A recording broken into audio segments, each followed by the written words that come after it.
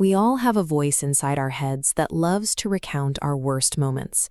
It catastrophizes small errors, filters out positive feedback, and reliably insists that we simply aren't good enough. Psychologists call these negative thought patterns cognitive distortions. Once they intrude into your mind, they generate feelings of anxiety, which in turn trigger even more negative thoughts, locking the brain into a continuous, self-feeding cycle of rumination. The natural reflex is to fight back. We try to suppress the anxiety or argue with the voice. However, clinical data shows that attempting to force these negative thoughts away actually increases their frequency and gives them more control over our behavior. This happens because we get trapped in a state called cognitive fusion. We mistake that mental filter for objective reality. Instead of looking at our thoughts as passing events, we start looking from them, treating our worst anxieties as absolute facts. To break this cycle, we have to stop trying to silence the critic. Instead, clinical psychologists use a specific 3-step protocol designed to physically and mentally alter how we relate to our own thoughts. The first step is distance. Before you can evaluate a negative thought, you need to detach from it. Acceptance and commitment therapy achieves this through a process called cognitive diffusion, or deliteralization.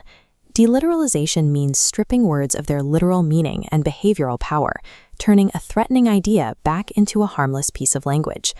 This clinical text outlines a rapid method to induce detachment: word repetition. Say a harsh word like failure rapidly for 60 seconds. It temporarily loses its meaning, ceasing to be a judgment and becoming just an arbitrary series of sounds. Another proven method is the leaves on a stream exercise. Visualize a river, place each intrusive thought onto a leaf, and watch it float away. You don't analyze the thought or try to stop it. You just observe it moving at its own pace.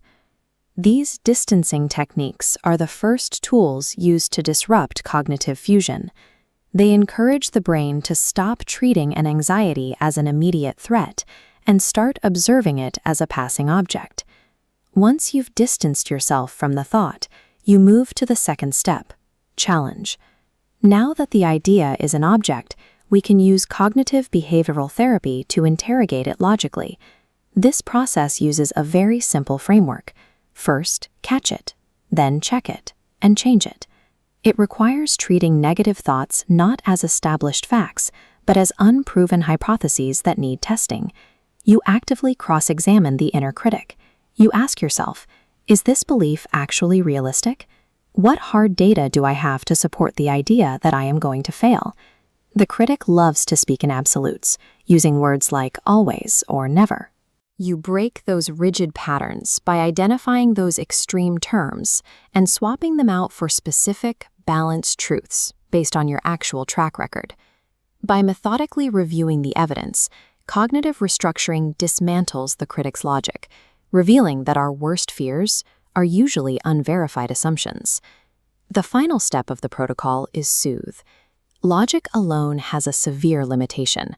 Cognitive restructuring won't stick if your brain's physiological threat system is still firing on all cylinders. This is where compassionate mind training comes in. We have to recognize that self-criticism isn't an enemy. It's often a primitive, misguided defense mechanism trying to protect us from social rejection or failure. To calm that defense mechanism, you actively cultivate an inner coach.